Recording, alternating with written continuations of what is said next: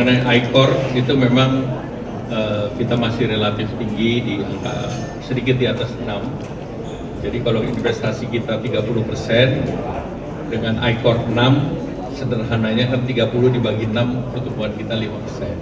Nah dulu waktu zamannya Pak Harto sempat kita 8,2%, karena ICOR kita 4. Tanya lagi, silakan Pak. Pagi Pak, saya Feby dari CNN mau nanya soal kawasan ekonomi khusus, kan sudah ada 3 yang dilaporkan ke Pak Prabowo karena minim investasi. Itu kendalanya ada di mana sih Pak sehingga minim investasi? Kemudian untuk Giant Sea Wall udah ada investor yang akan masuk nggak Pak? Terima kasih Pak. Saya jawab dulu ya. Mengenai ICOR itu memang kita masih relatif tinggi di angka sedikit di atas 6.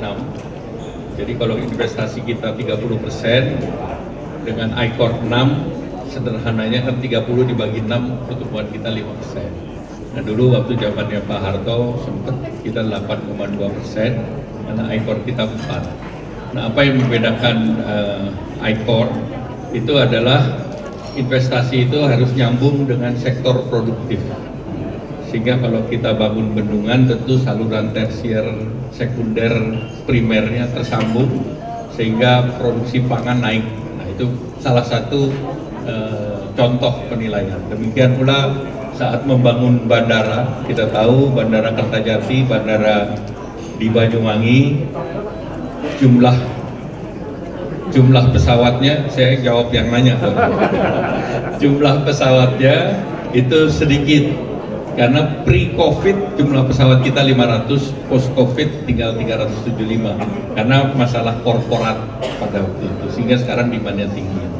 Demikian pula katakanlah para wisata di Tanjung Kelayang.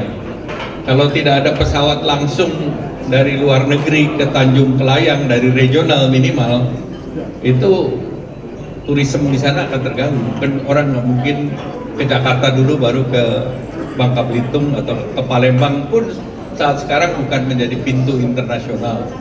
Sehingga ini akan mempersulit. Nah ini yang semua minta di bottlenecking oleh Pak Presiden, sehingga dengan demikian nanti investasi dan ICOR meningkat. Salah satu contoh lagi Pelabuhan Patimban dengan jalan tol yang Jawa di utara itu belum tersambung jalan tolnya, jadi masih masuk jalan lama yang di utara, sehingga belum maksimal juga. Lebih murah, lebih efisien itu ngirim barang kontainer dari Karawang kemudian Subang ke Tanjung Priuk atau Tanjung Perak karena tol atau Tanjung Mas. Sehingga ini harus kita selesaikan. Kalau ini selesai, pemerintah optimis ICOR kita akan meningkat. Dan ada ICOR yang juga tidak negara lain di bawah kita juga ada, tapi ini terus kita akan improve. Tadi pertanyaan kedua mengenai KIK, tadi saya sebut KIK yang menjadi perhatian Aceh, Tanjung Kelayang, kemudian Morotai, kemudian di Sulawesi Utara, baik itu Bitung maupun yang kawasan para wisata. Nah ini yang kita minta untuk sebagian besar itu Pemdanya ikut, dan Pemda ini biasanya capital call-nya itu terbatas. Nah ini yang kita ingin buka dengan pemerintahan pilkada yang selesai. Ini diharapkan revitalisasi investasi jalan, sehingga seperti KIK industri di Gresik atau KIK industri di Batang, kemudian seperti KIK di Kendal, itu seluruhnya investasinya berjalan. Demikian pula KIK digital di Batam yang kemarin sudah masuk dalam fase ekspansi. Jadi itulah yang diharapkan KIK kita bisa revitalisasi. Terima kasih, silakan Pak. Terima kasih. Sebetulnya dari 28 komunitas itu memang kita tentunya sudah akan terus melanjutkan yang sudah ada. Ya, seperti contohnya nikel kita ketahui bersama, karena cadangan kita ini sekarang 42% dari total cadangan dunia. Tapi yang kita lakukan di nikel ini kan baru kita bilang baru first step dari hilirisasi, ya kan. Jadi step-step berikutnya sampai itu menjadi suatu industri itu masih kita dorong lagi. Contohnya untuk menjadi membangun seluruh ekosistem dari EV battery sampai EV car. Nah itu yang akan kita dorong. Kita sudah bicara dengan beberapa investor luar negeri terutama, dan mereka sudah sudah ada yang berinvestasi di tahapan selanjutnya, dan kita juga sedang berinvestasi untuk sampai pada tahapan EV battery, dan harapannya juga sampai kepada electric car ya. Nah, itu sudah kita lanjutkan, dan untuk hilirisasi yang lengkap itu saja itu membutuhkan effort yang tidak sedikit gitu ya, baik dari segi pendanaan, dari segi teknologi, dari segi juga dari sumber daya manusia. Ini 3 PR ini yang memang kita juga melihat secara keseluruhan. Jadi harapannya pada saat mereka membangun hilirisasi di Indonesia, tidak hanya nilai tambah yang kita dapat, tetapi juga peningkatan dari sumber daya manusianya. Nah, itu yang kita siapkan juga bersama-sama, harapannya juga dengan investor yang masuk, itu yang pertama. Tapi memang ada industri-industri lain yang kita ingin dorong, salah satunya ya juga di mineral seperti bauxite, kalau di segi mineral, palm oil tentunya kita akan terus lanjutkan, kita sudah cukup baik, kita akan terus lanjutkan lagi supaya industri turunannya supaya lebih berkembang lagi. Kemudian dari segi kelautan ada rumput laut diantaranya, kemudian juga ada rajungan, ikan nila, dan jadi kita akan lihat mungkin 5-6 industri yang mungkin kita perlu prioritaskan, karena kita juga harus memastikan 3 hal itu, dari segi pendanaan, investor, teknologi, dan peningkatan sumber daya manusia itu juga kita ada dan siap. Jadi ini adalah tahap pertama dari asesmen kita, dan kedepannya kita akan terus melakukan approach secara proaktif ya kepada para investor itu, dan harapannya bisa terrealisasi. Terima kasih. Mungkin saya dua menanya aja. Kayaknya ada kabar belum dapat juga ya Pak, kalau memang sudah diterima, seperti apa sih Pak proposal investasi dari Apple itu? Kedua untuk Pak Erlang yang baju hijau. Terima kasih. Ini memang pembahasan kita sangat intens setiap hari ya dengan pihak Apple, karena perbedaan waktu. Kalau mereka malam kita tidur, mereka tidur kita malam. Dan sebenarnya mereka sudah menyampaikan kepada kami secara tertulis, tetapi memang baru melalui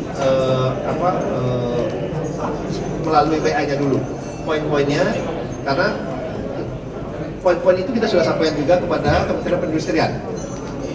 Poin-poinnya sudah ada, bentuk investasi seperti apa, kemudian vendornya yang mereka akan bawa ke sini seperti apa, dan untuk investasinya pembelian juga sampai $1 miliar juga mereka sudah cantumkan. Nah, teknisnya kita sudah berikan kepada Kementerian Perindustrian.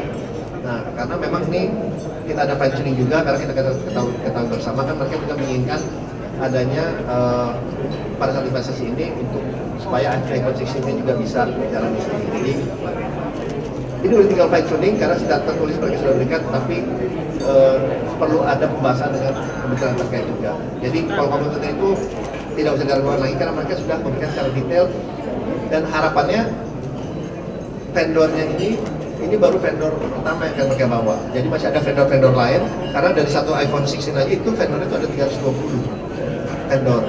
Di kita itu baru satu, dan itu pun yang sangat-sangat kecil. Nah, ini vendor yang dibawa adalah vendor yang besar yang bisa menghasilkan penjualan minimum $1 miliar juga. Jadi kita sudah lay out sebetulnya ini bukan yang pertama saja vendor mereka bawa, jadi sudah ada pembahasan lain, dan mereka harapannya memang ini lebih kepada realisasi investasinya dari Kementerian Industri juga inginnya supaya realisasinya mulai bangunnya 2025, dan mereka mulai investasinya itu realisasinya 2026, itu hanya perbedaan waktu. Nah, sekarang sedang kita push ke sana untuk bisa realisasi 2025, tapi mereka sudah menyampaikan secara tulis kepada kami. Terima kasih. Komponennya ada namanya R, jadi komponen untuk yang di dalamnya saya nggak tahu di detail, sama komponen di luar untuk ya software-nya lah gitu. Saya mungkin detail ininya saya kurang paham. Itu jadi nilai investasinya sesuai dengan yang mereka sampaikan itu sampai dengan $1 miliar. Jadi satu mengenai Giant Sea Wall itu kita sedang melakukan studinya, sebagian besar sudah selesai. Kemudian kita akan bahas lebih detail mengenai fasenya. Nah, arahan Bapak Presiden fase pertama itu yang di sebelah barat, jadi dari Banten mungkin sampai ke Cirebon. dan kita akan mengembangkan itu berdasarkan public-private partnership.